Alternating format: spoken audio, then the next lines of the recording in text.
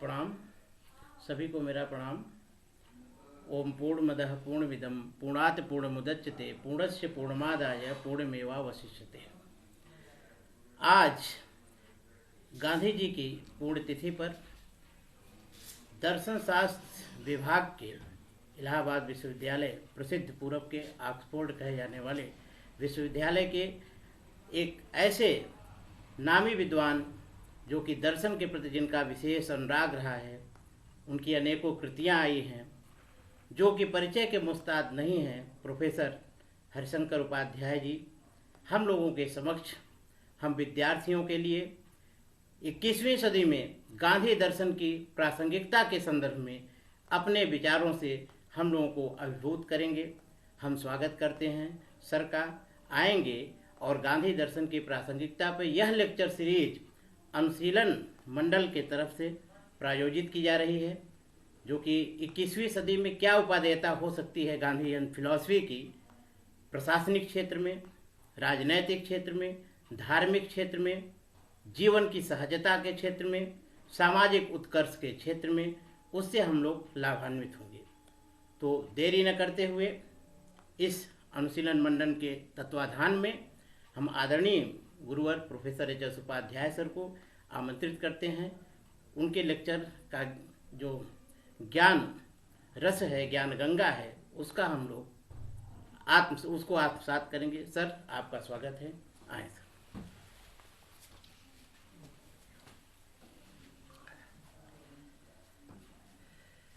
मैं हरिशंकर उपाध्याय अनुशीलन मंडल के इस मंच पर आप सभी लोगों का स्वागत करते हैं। डॉक्टर सुनील कुमार शुक्ल जी ने यह गांधी जी की प्रासंगिकता से संबंधित विमर्श का जो आह्वान किया है, निश्चित रूप से आज के इस 21वीं शताब्दी में भी प्रासंगिक है और पहले से अधिक प्रासंगिक है। किंतु जिन सिद्धांतों का, जिस परिवेश का, धार्मिक, आर्थिक, राजनैतिक सभी परिचर्चाओं की उन्होंने चर्चा किया, इसको एक लेक्चर में या एक संक्षिप्त परिचर्चा में समेटना कठिन है। इसके कुछ बिंदुओं की चर्चा मैं करूंगा। एक बहुत पुरानी कहावत है गांधी जी के बारे में, जो प्रायः व्यंग के रूप में कही जाती थी। मजबूरी का नाम महात्मा गांधी, ऐसा लोग कहते थे, मजाक में कहते थे या व्यंग में कहते थे। उसके पीछे क्या धारणा थी? और आज गांधी अपने युग से भी कहीं अधिक प्रासंगिक प्रतीत होते हैं। इस बिंदु पर एक संक्षिप्त वार्तालाप और विमर्श हम करेंगे। गांधी जी के बारे में बहुत सी बातें हैं, लेकिन एक चीज जो मैंने पढ़ा, जो मैंने समझा गांधी जी को, उनकी सबसे बड़ी विशेषता ये थी कि उनके बारे में अन्य लोग क्या सोचते हैं, क्या समझते हैं और उनके किसी क्रियाकलाप को लेकर क्या कहते हैं। गांधी जी ने इसकी कभी चिंता नहीं किया, ऐसा मुझे लगता है। और वो कहते भी थे कि आपके बारे में कोई क्या सोचता है, उसकी समस्या है। आप अपने लक्ष्य की तरफ, जिसको आप उचित समझते हैं, अपनी अंतरात्मा की आवाज़ पर हमें अपना आचरण करना चाहिए, अपना कार्य करना चाहिए। अन्य लोग क्या सोचते हैं, उनकी समस्या है। हम लोगों की जो सामान्य मनुष्य हैं, सामान्य पुरुष हैं, सामान्य पढ़े लिखे लोग हैं, उनकी सबसे बड़ी समस्या यही होती है कि हम अपनी इमेज के प्रति बहुत कॉन्शियस होते हैं, होना भी चाहिए। अपने इमेज की चिंता करते हैं, कहीं हमारे इस कर्म पर, हमारे इस क्रियाकलाप पर, हमारे इस आचरण पर लोग क्या कहेंगे। गांधी जी ने की ज़्यादा परवाह नहीं किया। वामपंथी, अल्पसंख्यक, दलित राजनीति, मुस्लिम राजनीति, हिंदू महासभा, अनेक प्रकार के लोगों की गांधी के बारे में भिन्न भिन्न धारणाएं थी। कुछ लोगों ने कहा गांधी मुस्लिम परस्त हैं, कुछ लोगों ने कहा गांधी हिंदू परस्त हैं, कुछ लोगों ने कहा गांधी दलित विरोधी हैं। इन सारी अवधारणाओं से कभी विचलित नहीं हुए और अपने ढंग से काम करते रहे। अंदर से वही व्यक्ति ऐसा कर सकता है जो अंदर से मजबूत हो, जिसमें स्ट्रांग विल पावर हो। एक संस्मरण का उल्लेख मैं करूंगा उनकी पुण्यतिथि के संदर्भ में। एक बार गांधी जी ने फ्रांस की यात्रा किया और उनके साथ महादेव देसाई और मीराबेन पेरिस गए। पेरिस में गांधी जी रोमारोला के गेस्ट थे, अतिथि थे। उस समय इतना गांधी जी का नाम था, इतनी क्रेज थी गांधी जी की कि वो लोगों के लिए रोल मॉडल बन चुके थे। जब वहाँ गांधी जी पहुँचे तो उनके सम्मान में वहाँ के युवक और युवतियाँ जिस होटल में रुके थे रात भर वायलिन बजाते रहे और डांस करते रहे उनके सम्मान में। इतने क्रेज थे यूरोप के लिए गांधी जी। इटली के तानाशाह, जिससे आप सभी लोग परिचित हैं, मुसोलिनी ने जब गांधी जी भारत से चले तो गांधी जी के अहलकारों से कहा था, अपने अहलकारों से कहा था कि मैं गांधी से मिलना चाहता हूँ, क्या विशेषता इस आदमी में है, बड़ा नाम इसका है। अच्छा, उस समय जर्मनी और इटली इंग्लैंड के खिलाफ थे, गांधी जी भी सत्याग्रह कर रहे थे आज़ादी के लिए, तो भी मिलना चाहते थे, क्या है गांधी जी में खासियत। गांधी जी ने रोमारोला से कहा कि मैं हिटलर से, मुसोलिनी से मिलने जाऊंगा। तो इस पर रोमारोला ने यह कहा गांधी जी से कि हिटलर और मुसोलिनी ये दोनों ही डिक्टेटर हैं और इनसे मिलने से आपकी बदनामी होगी। गांधी जी मुस्कुराए और उन्होंने कहा कि मैं ये देखना चाहता हूँ, साक्षात्कार करना चाहता हूँ तानाशाह कैसा होता है, उसका व्यवहार कैसा होता है। क्यों गांधी जी का ये सिद्धांत था, दर्शन था कि बुराई से घृणा करो, बुरे व्यक्ति से नहीं। इसलिए उन्होंने कहा तानाशाही से घृणा करो, तानाशाह से नहीं। क्योंकि तानाशाही में और तानाशाह में, बुराई में और बुरे व्यक्ति में अंतर होता है। जो बुरा व्यक्ति है हमेशा उसका आचरण बुरा हो जरूरी नहीं है।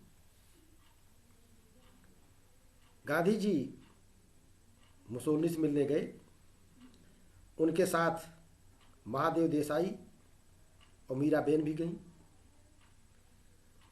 जिस चैम्बर में मुसोलिनी बैठे थे वहाँ पर केवल 2 कुर्सियाँ रखी गई। एक पर मुसोलिनी बैठे थे और दूसरी कुर्सी गांधी जी के लिए रखी गई थी।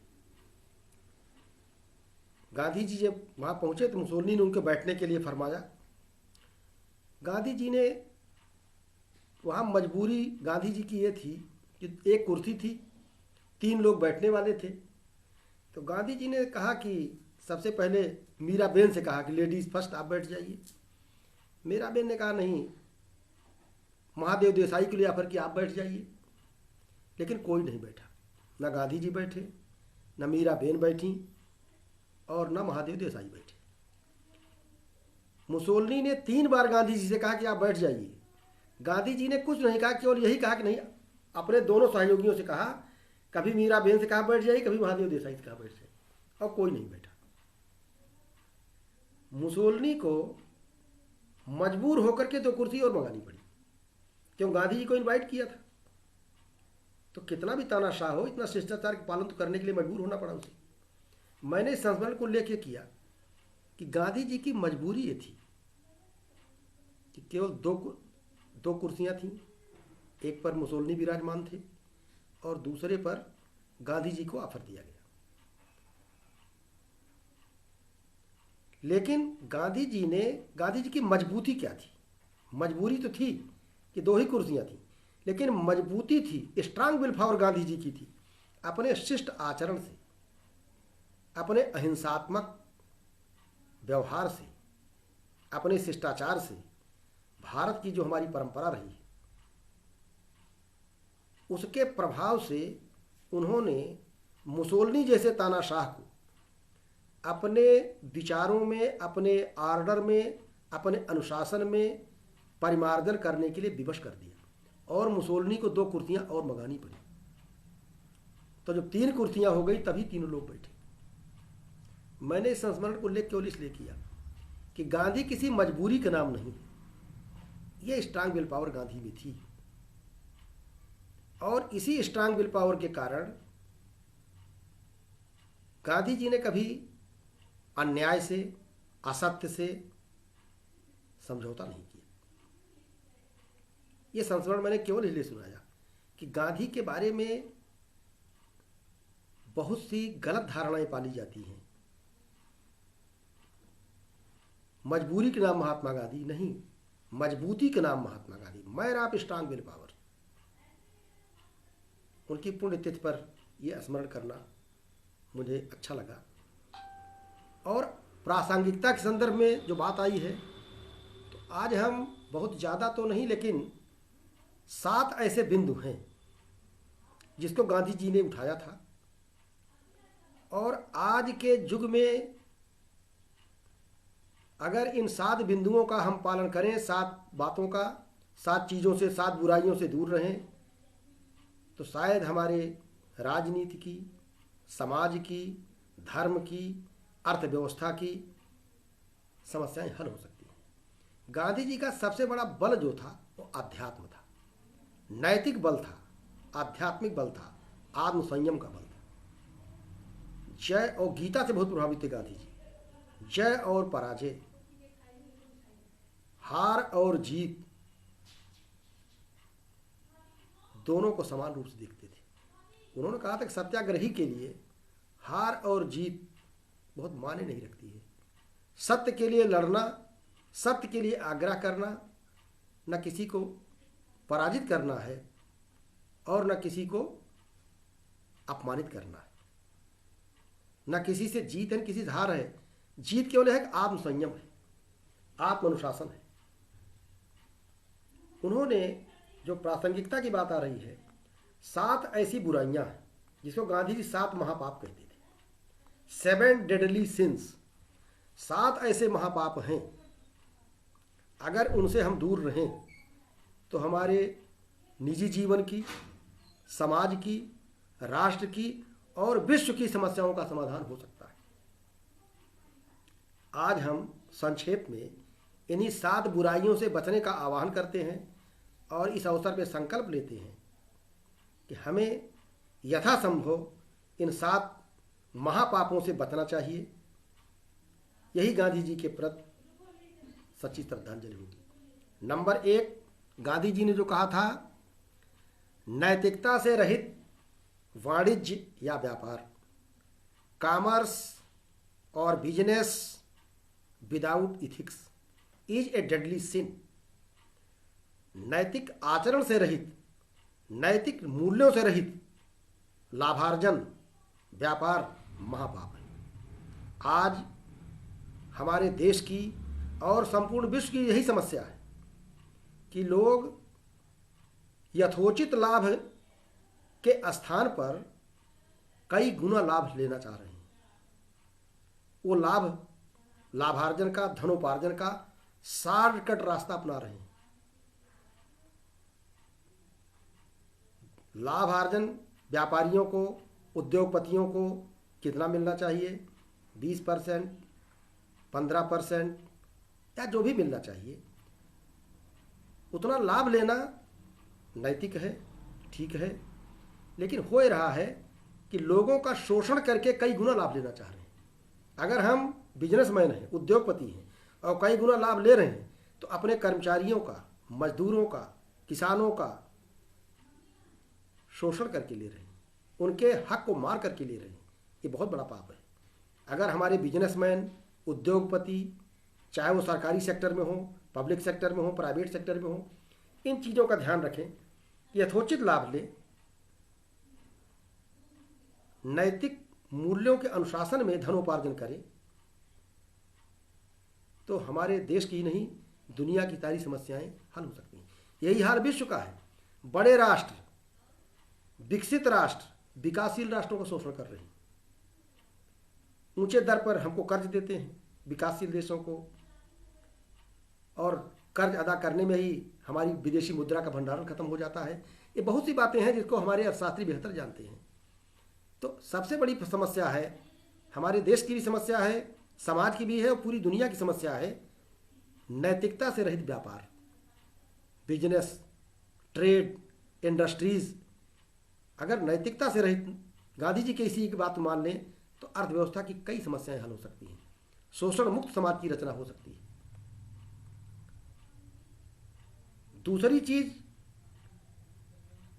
विवेक शून्य सुख महापाप है।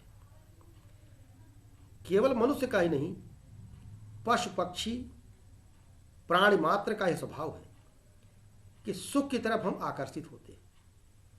सुख की तरफ आकर्षित होना स्वभाव है, कोई बुरी बात नहीं। सुख आनंद होना चाहिए, मिलना चाहिए, सबको मिलना चाहिए, लेकिन मनुष्य में और पशु में अंतर क्या है? आपको किसी चीज के भोजन से सुख मिल रहा है तो उतना ही लीजिए जितना आपके लिए उपयोगी हो, हानिकारक न हो। विवेक शून्य सुख, मान लीजिए आप डायबिटिक के मरीज हैं और मिठाई बहुत स्वादिष्ट, बहुत अच्छी लग रही है आपको, तो हानिकारक होगी।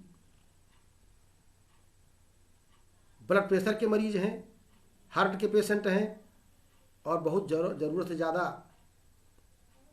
फैट का सेवन करेंगे, घी का सेवन करेंगे, तो ये मेडिकल प्रैक्टिशनर, चिकित्सक सब अच्छी तरह जानते हैं, it will very dangerous for you.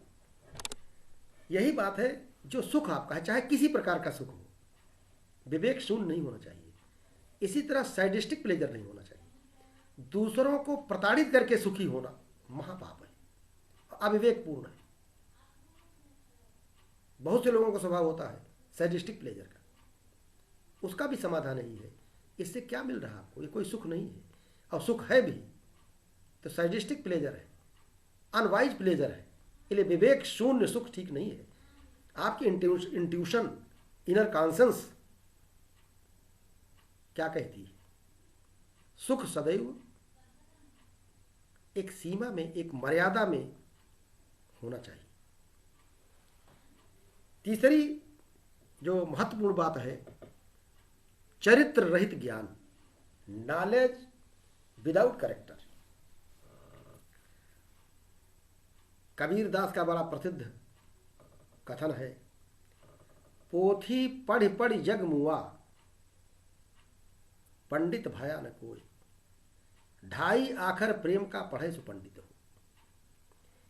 केवल लर्नेड मैन होना, सारे शास्त्रों का, सारी ग्रंथों का, ला की सारी पुस्तकों का, धर्म के सारे ग्रंथों का अध्ययन कर लेना महानता का प्रतीक नहीं होता है।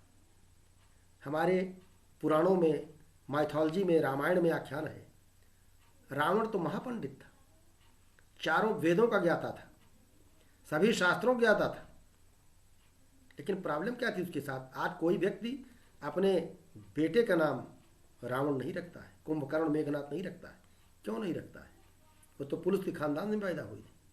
यही कारण था कि नॉलेज विदाउट कैरेक्टर। उनको विद्वता थी लेकिन चरित्र ठीक नहीं था, आचरण ठीक नहीं था।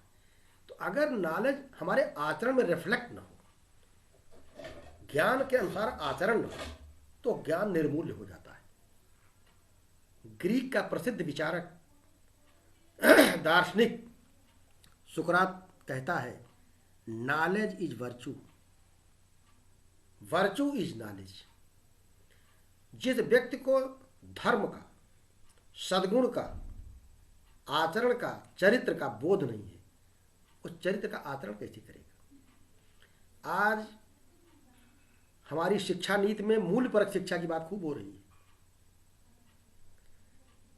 मूल्यपरक शिक्षा होनी चाहिए, लेकिन यह शिक्षा नीति में लिख देने से मूल्यपरक शिक्षा नहीं आएगी। मूल्यपरक शिक्षा क्या है?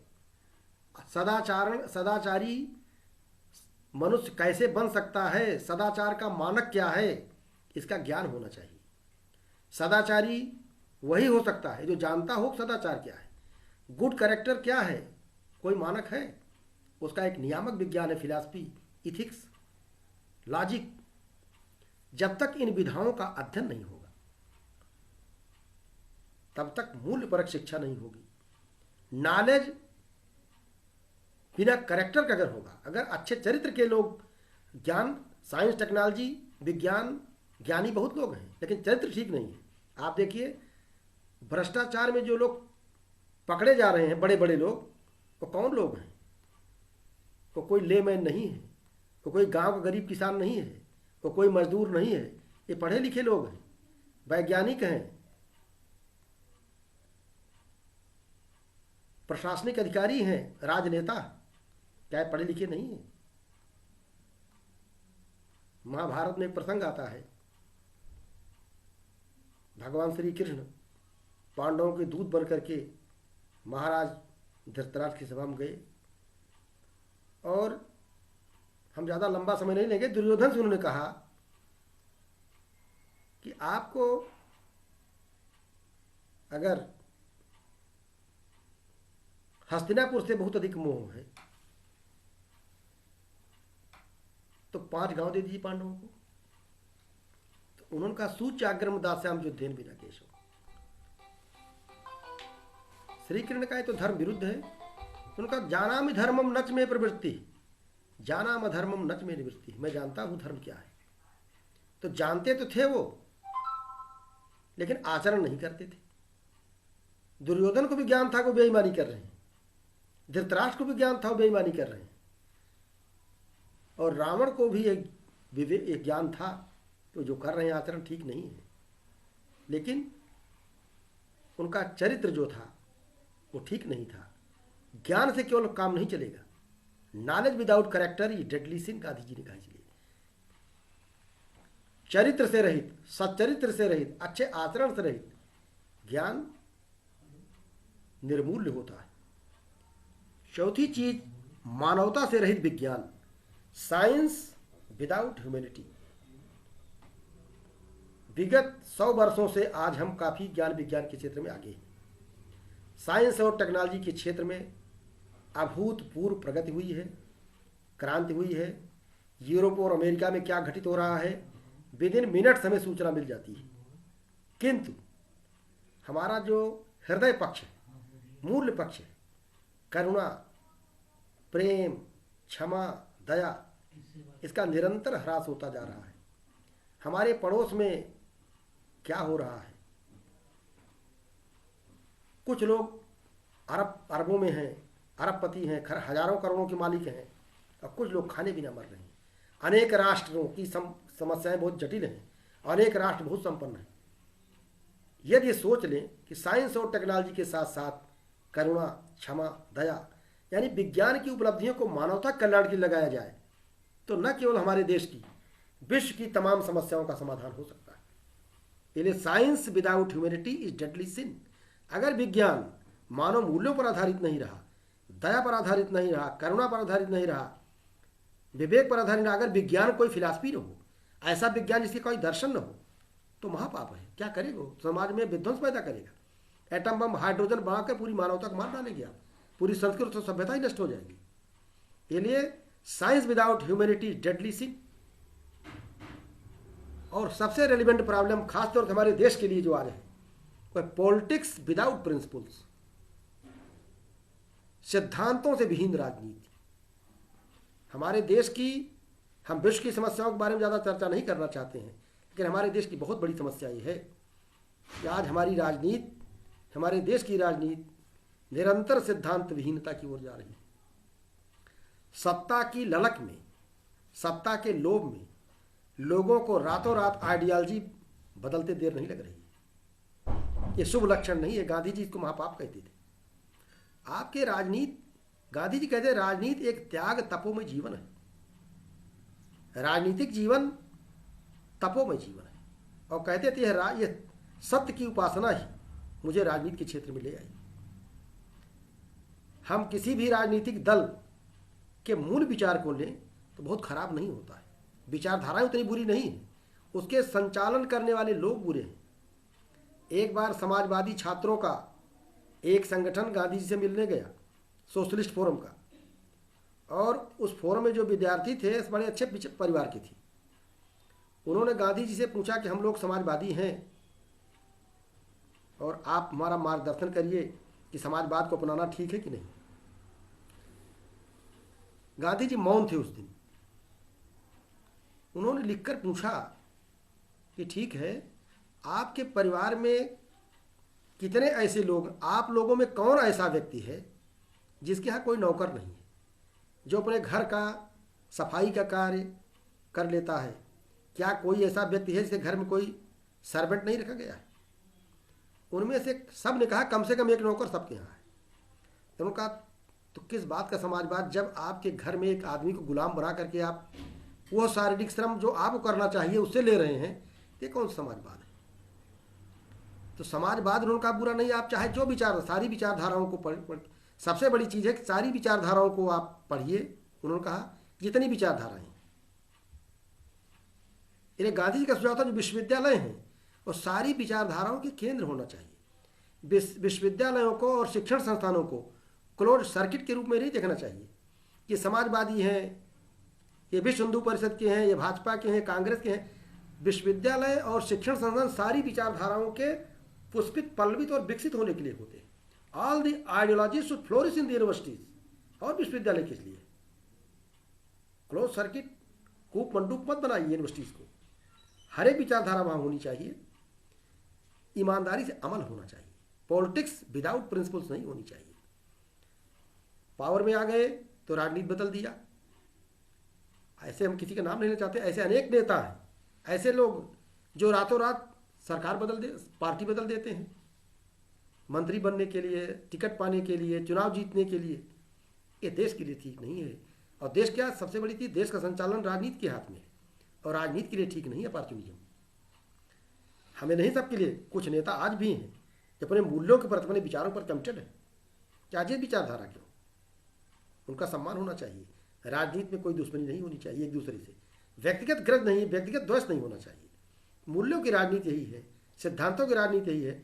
हम आपकी सैद्धांतिक आलोचना कर रहे हैं, लेकिन बदले की भावना से काम करना ये सिद्धांत विहीन राजनीति का मुखौटा है, सिद्धांत विहीन राजनीति का लक्षण है। राजनीति को सिद्धांत विहीन नहीं होना चाहिए। सिद्धांत विहीन राजनीति एक महापाप है।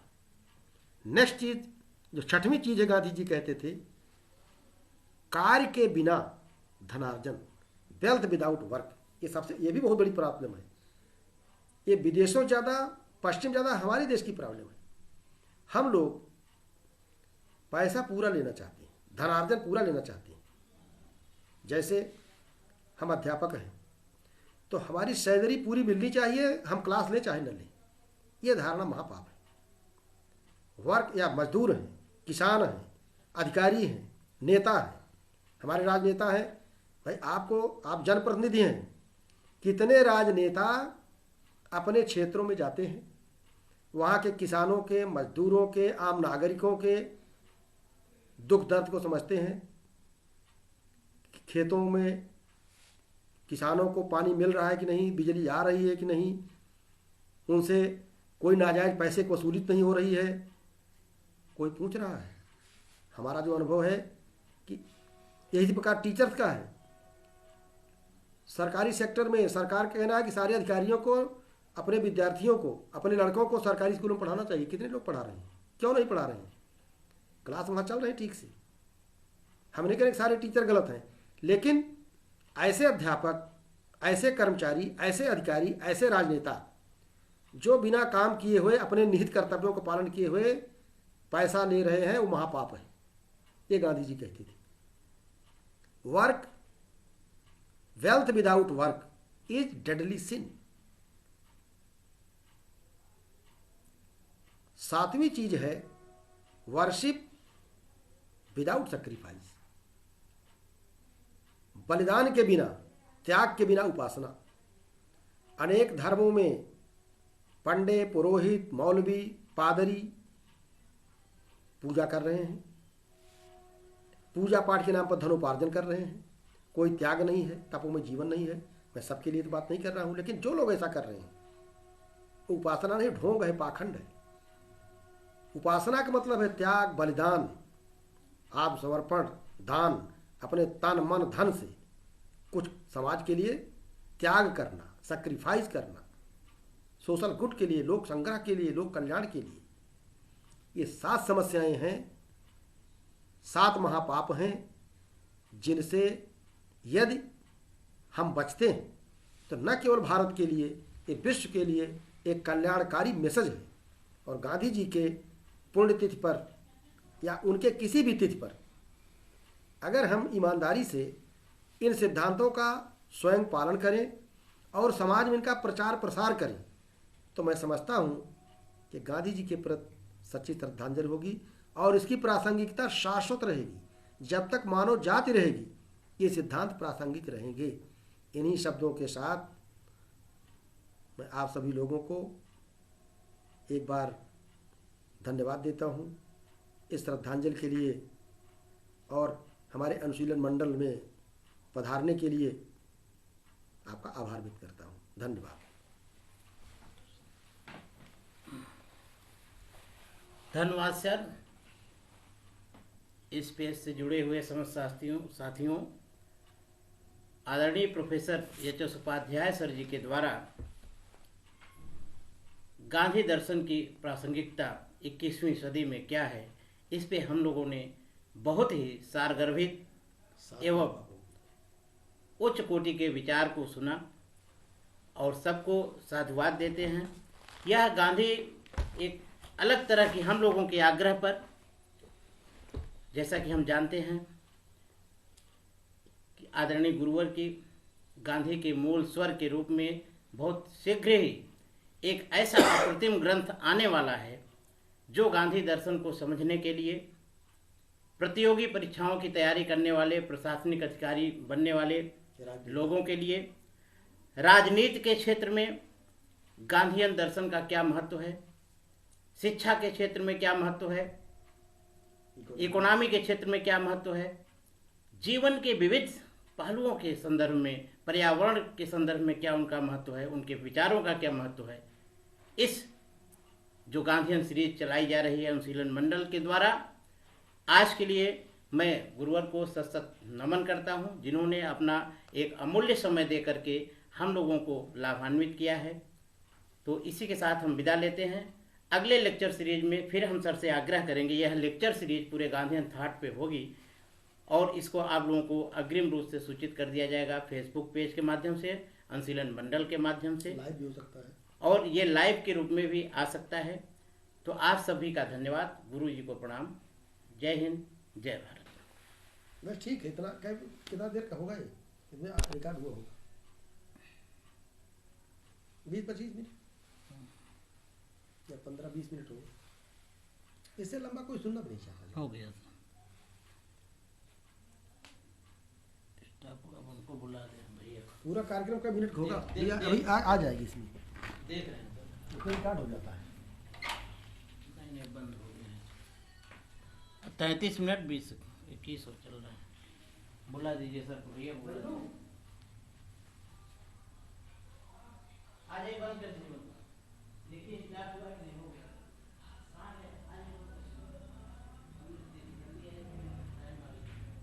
देखिए एक बार स्टार्ट पे दबा दिए, देखिए उसी को क्लोज कर दीजिए। सेव हो गया कि नहीं?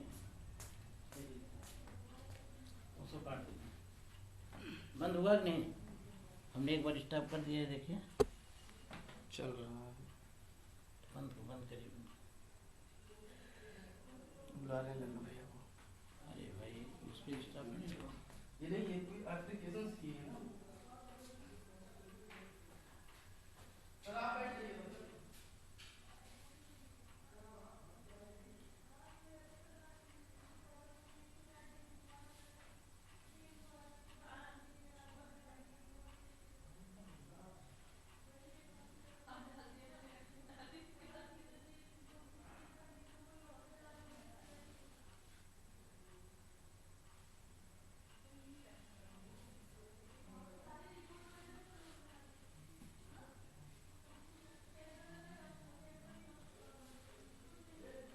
बुला दीजिए, उनको बंद करना है। लल्लू भैया को बुला दीजिए, देखिए चल रहा है।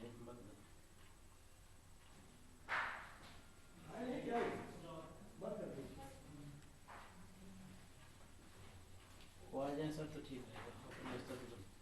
देखिए सर, स्टाफ पे किए हैं, बंद हुआ है कि नहीं? अभी चल रहा है क्या? चल रहा था क्या? कट जाएगा ना उससे जितना ज़्यादा गया है।